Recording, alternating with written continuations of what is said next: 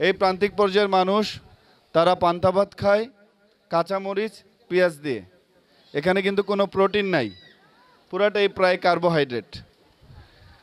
So প্রান্তিক পর্যায়ে এই আয়োজন খুবই জরুরি, কারণ শহরের মানুষ কিছুটা সচেতন। তারা সকালবেলা, বিকেলবেলা বা রাত্রেবেলা যে খাবারটা খায়, ব্যালেন্সড ডায়েটের বিষয়ে তাদের যে আইডিয়াটা হয়েছে, এখন মানুষ কিছুটা সচেতন শহরে, কিন্তু প্রান্তিক পর্যায়ে কিন্তু এই সচেতনতা এখন পর্যন্ত তৈরি হয়নি।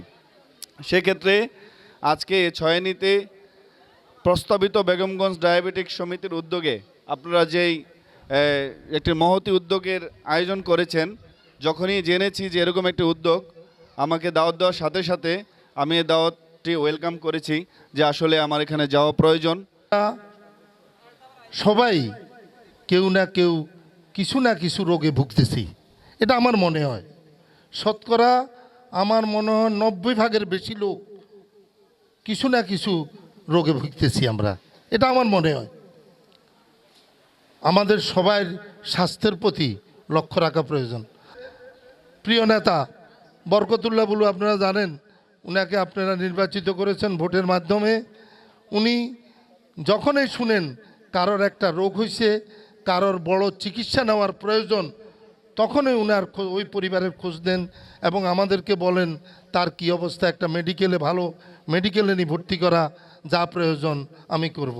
আমি দেখেছি আমাদের প্রিয় নেতা বরকতুল্লাহ বুলু যখনই শুনেন কারোর কোনো বড় বড় চিকিৎসার প্রয়োজন, বিশেষ করে সেই চিকিৎসার জন্য উনি অনেক সহযোগিতা করেন, এটা আপনারা ভালোভাবেই জানেন।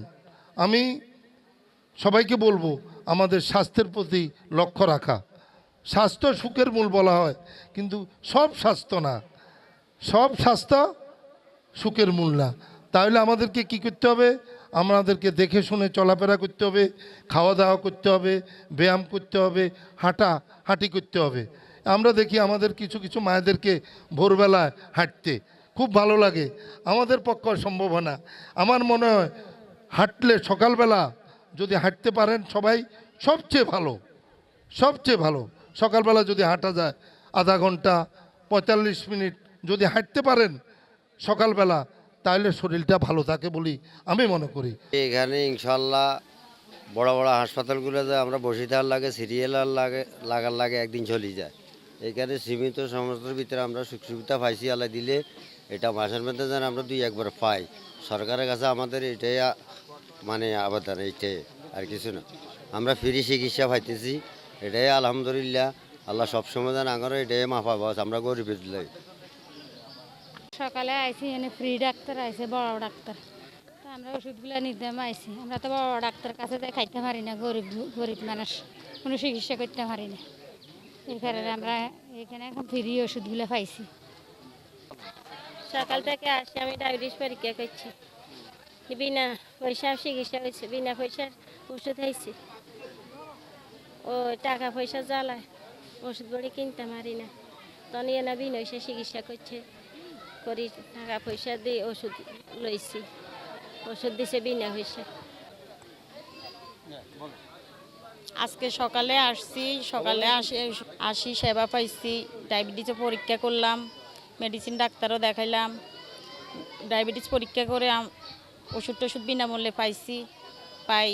এখন বাড়িতে চলে যাচ্ছি। প্রতি মাসে 1-2 বার যদি এইভাবে ডায়াবেটিস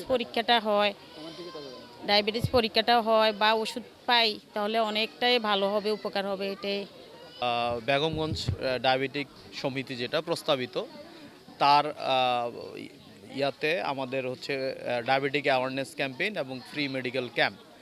তো যেটা আমাদের উদ্দেশ্য সেটা হচ্ছে প্রান্তিক পর্যায়ে দেখা গেছে যে পিছিয়ে পড়া যে জনগোষ্ঠী, তাদের ডায়াবেটিক আছে, প্রি ডায়াবেটিস আছে, অথচ তারা সচেতন না, তারা জানে না। আর্থিক সমস্যার কারণে তাদের দেখা গেছে বিশেষজ্ঞ ডাক্তারের কাছে তাদের যাওয়া হচ্ছে না। তো সেই সচেতনতা থেকেই আমাদের আজকে পথ চলা। ডাক্তার মোহাম্মদ নুরুল আলম এবং পাশাপাশি আমাদের আরেকজন কনসালটেন্ট সহ এখানে প্রায় 8 জনের আমাদের এক নবীন নোয়াখালী জেনারেল হসপিটালের নবীন চিকিৎসক রয়েছে পুরো টিমে। আমরা সকাল থেকে আসলে এখানে রুগী দেখার কাজ শুরু করেছি। এটা আসলে শহর থেকে অনেক দূরে, এখানে যে প্রান্তিক জনগোষ্ঠীর জন্য আজকে প্রস্তাবিত বেগমগঞ্জ ডায়াবেটিক সমিতি যে উদ্যোগ গ্রহণ করেছে, যারা দেখা যায় এখান থেকে মাইজদি বা জেলা শহরে গিয়ে তাদের যে স্বাস্থ্য বিষয়ক পরামর্শ সেটা নিতে অনেকেই আর্থিক বা অন্যান্য কারণে পারেন না। তাদের জন্য আজকে এই উদ্যোগ। এখানে সকাল থেকে